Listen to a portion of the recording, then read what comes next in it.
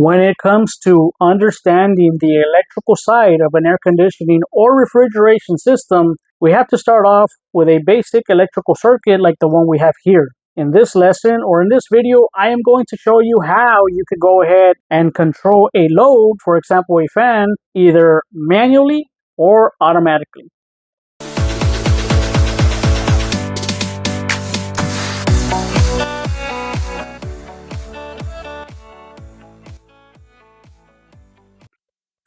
So check it out. This is what we have here. We have this very basic circuit. This circuit right here, I am trying to control a fan. If I wire a circuit or if I wire my fan the way it is right now, the fan is going to run continuously and it's never going to shut off. The only reason the fan will shut off if it ever runs out, or in this case, if it ever goes bad. But it will run 24/7. I can't have the fan run 24/7, so I need to control it some type of way. The voltage that we're dealing with right now is 120 volts. So that means that I'm dealing with my line 1, which is my hot line, the ground, and a neutral. Now, how do I control this? Either manually or automatically, or it can be both. And I'll go ahead and show you. So right here, I mentioned if I wire it like this, my fan is going to run 24/7 and it's not going to stop until that fan goes bad or goes out. Now I need to control that with some type of electrical device, or in this case, electrical component. What I am going to integrate into the circuit is something very, very simple. I am going to open up my line. And remember, anytime that you're trying to control a load, you're either trying to control either one of the hot lines or both of the hot lines, depending on what type of voltage you're working with. Right now, we're working with, like I said, 120 VAC, which stands for volts of alternating current. So the electrical component that I am going to integrate into the circuit is a simple single pole switch, also known as a light switch. Now with that light switch, I'm able to turn on the voltage, or in this case, send my voltage from the light switch once the contacts in the light switch close, because I manually did that. Then it sends the voltage to my fan, and my fan is able to run or function. Once I go and turn it off, then my fan turns off. Why? Because I interrupted one of the hot lines. So that means that I could control this manually. But now, what if I want to go ahead and protect my fan some sort of way? I need some type of protection. So what can I add to the fan? Well, maybe not the fan alone, or maybe the fan has something internally, and we'll get with that, or we'll get to that in some other video. But right now, let's worry about these electrical components. So I'm going to remove the light switch and add another electrical component so I could have some type of protection for my fan. So let's go ahead and do that.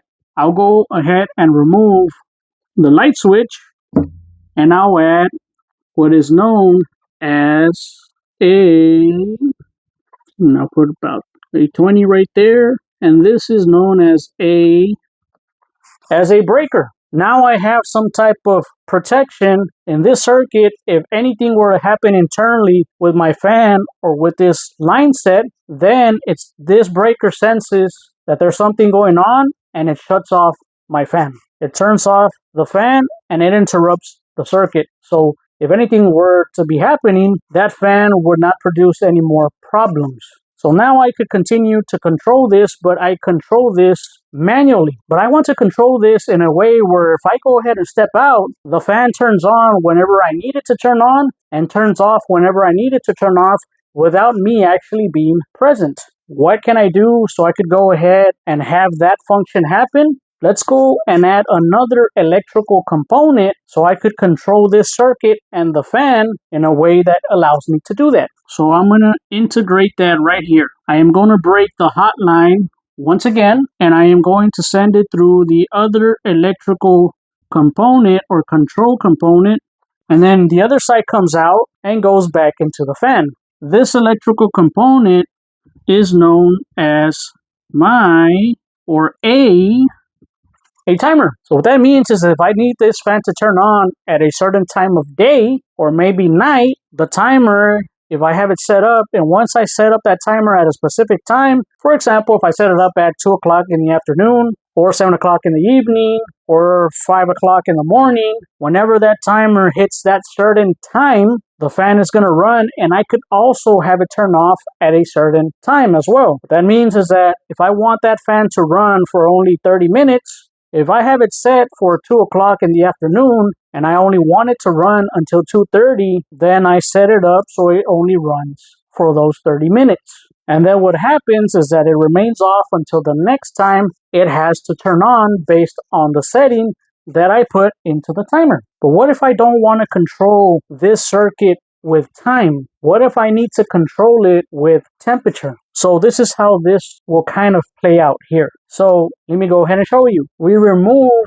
the timer and we integrate another electrical component known as a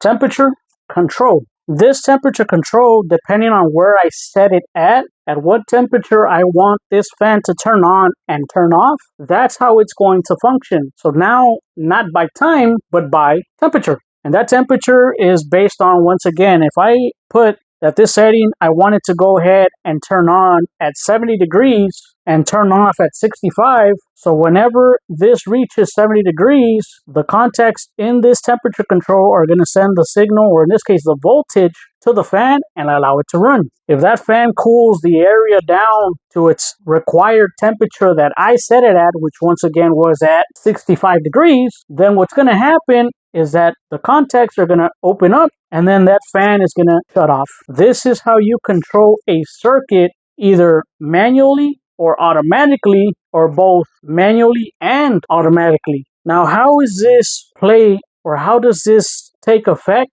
whenever we're working, let's say, with a basic air conditioning system? Let's say a residential system. How do we control this? Well, remember, in my electrical circuit for HVAC, I have what is known as high voltage and low voltage. Let me go ahead and show you how that is integrated. So I am going to remove this timer here, and I am going to leave this circuit open. So I am going to leave it open right there. What that means is that if I turn on this breaker, will my fan function? No, it won't function because we see there's a break in the line. Now, if I connect these two lines together and my breaker is on, yes, that fan will function, unless I go and I turn off the breaker, which I am controlling it manually. But once again, my fan or my AC components, especially your major components, they don't work just manually. They work automatically. So you could go ahead and go about your day or do anything that you need to do inside of your home, and that system or that air conditioning system work in a way where you have no effect whatsoever besides dealing with moving up the temperature or lowering the temperature depending on your comfort level. If it's too hot, you lower it. If it's too cold, you higher it. You either turn on your cooling setting or your heating setting, and we'll talk more about that in the videos that are to come. But for right now, let's focus on just this right here so we know how a basic component, or in this case, let's say my blower wheel in my air conditioning system, is connected. So now, remember when I mentioned earlier, I said an air conditioning system works with both high voltage and low voltage. So I have high voltage. So my high voltage for an air conditioning system is either maybe 120, or it could be 208, 240. That is typical voltage for a residential air conditioning system. And normally we have this one right here. We don't deal with 120 unless maybe it's a gas furnace, right? But in this case, for an electrical furnace system, we have 208, 240. Now, my 24 volts or my low voltage comes from another electrical component, which is what I'm going to integrate next. So that low voltage is 24 VAC. So pay attention to this. Very, very important. We need low voltage to be able to control my high voltage. And I am going to show you how that works. So the electrical component that I am going to integrate right here, this right here is known as a transformer. The word itself says it. It transforms high voltage into low voltage. And I'm going to show you how to connect that. You have two high voltage lines, two low voltage lines. You have right here what is called an input in voltage, and then it has an output of low voltage. So input of high voltage, an output of low voltage. How do we connect this? How is this connected or integrated into the system? Okay, so I need to send high voltage to this side. So I need to connect line 1 and a neutral if I'm still working with 120 volts. How do I connect this? Well, I'm going to tap into this line right here, and I am going to send that to the neutral line, or the common line. This one is known as my high common line. And then I need to tap into, in this case, would be over here. Can I tap into this side over here? Yes. So that means that I need to send to the transformer continuous voltage and always supply that voltage so it's always ready with my low voltage whenever I get or give the signal to turn on my AC system. So I need to tap in from over here, and I am going to bring that over here, over here. Remember, I control this by temperature. Always remember, with your air conditioning system, you always control this by temperature. What is the component that allows me to control my air conditioning system by temperature? If you guessed thermostat, then you are correct. So yes, we do use a thermostat. That thermostat sends the signal, so any type of electrical component that you need to turn on, it's done automatically. And it's either, once again, it's done by temperature, depending on if it's too hot or if it's too cold. So let me integrate a thermostat. So I am going to now integrate, I'll put it over here. I'll put that short for thermostat. So T-stat or thermostat. What I am going to do now is I need another electrical component to control my fan. How does that work? So I need to integrate this other electrical component known as a fan relay. So how does this work? So now I have my input voltage, which is 120 VAC, because that's what we're working with over here. So 120 volts into my transformer. Now the transformer is sending 24 volts from one side, and then you have what's called a common on another. So how do I use my thermostat to my advantage to be able to control my system? Okay, so my 24 volt is going directly to my thermostat. And then from there, I am sending that voltage to the fan relay. The other side needs to be closed off with the common wire. So now, once I turn on my thermostat, I have my thermostat right here. Once I go ahead and Once I turn on my thermostat, what's going to happen is it's going to send the voltage from point A to point B to one side of my fan relay. And inside of my fan relay, there's a coil, a 24 volt coil, a small coil that works magnetically. Once that voltage or that low voltage is applied, that coil plunges up and it allows voltage to go from point A to point B. Now, how do I control this? Think of this as a light switch. Think of it as the first light switch or the breaker that I have and that I integrated over here. So now what I need to do is I need to send one of my lines. Remember, I still have a break right here. I need to close this circuit in order for it to allow me to turn on the fan. So now this right here, if I send it to my fan relay, I'll jump that wire, I'll jump this wire, I'll come above the word transformer, I'll jump this wire, I'll come up here, jump another wire, and then I'll tap into this side of my fan relay. Now, where do you think the other side of the fan relay is going to go? Where do you think that voltage needs to be sent? If you mentioned over here, then you are correct. All right, so that means that I need to go ahead and bring this side or this wire, and I'm going to jump this wire, and I am going to jump this wire, and I am going to connect that right there. So now, whenever I turn on my thermostat, what that's going to do is it's going to send the voltage all the way into this side of my fan relay.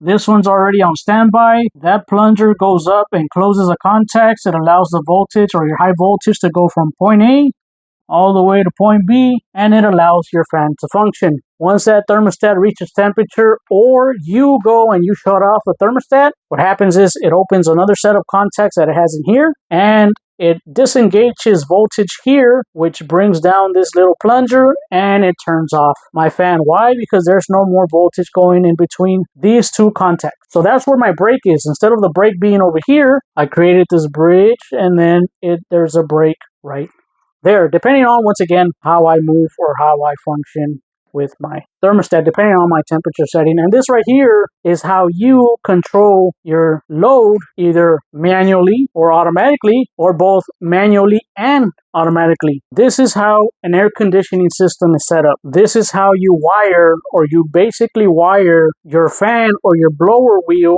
or blower motor in this case, in an air conditioning system. So now this is very, very basic. Like I mentioned in the beginning, this is where we start off learning about the electrical side of the air conditioning or refrigeration system. We'll stick with air conditioning for right now, especially residential, and we'll work our way from there, having an understanding of how the electrical systems are broken down from your cooling side to your heating side. All right, so we'll continue with these lessons. We'll continue with learning more about the system itself. But feel free, guys, if you have any questions, any comments, any concerns about this lesson or any of the other lessons that I have explained from my other videos previously, feel free to reach out to me. Feel free to go ahead and comment down below and ask those questions. Not only that, I also have a Facebook group. It's called New Generation HVAC Community. If you want to be part of that community, if you want to have or go ahead and ask any type of questions, mainly about HVAC, that's what we normally talk about in there. We talk about, any individual that's new to the field or is new to learning about HVAC. That's what I encourage, and that's what I welcome. That's what we welcome as part of the community that we want to try to build. Any questions, I've had individuals ask me about, the wiring part of the system, the refrigeration part of the system, and I want you to be part of that as well. So make sure to go ahead and join us. I'll go ahead and leave the link down in the description below, and like that, we can go ahead and form part of that community, right? So if you like this video, make sure to go ahead and leave a thumbs up. I appreciate the support that I've been getting from a lot of you. Thank you so much for the support, and thank you for allowing me to grow this channel. And not only that, the most important thing, and what I find very, very, motivating, and which I really like a lot, is to be able to show you guys part of this trade, to be able to help you guys grow, help you guys have a good career, right? A long career out in the HVAC field, in the HVAC trade. So once again, thank you for everything. Make sure you go ahead and subscribe for future videos. And that being said, guys, go ahead and stick around, and I hope you continue growing in your HVAC journey, and I'll go ahead and I'll see you on the next one.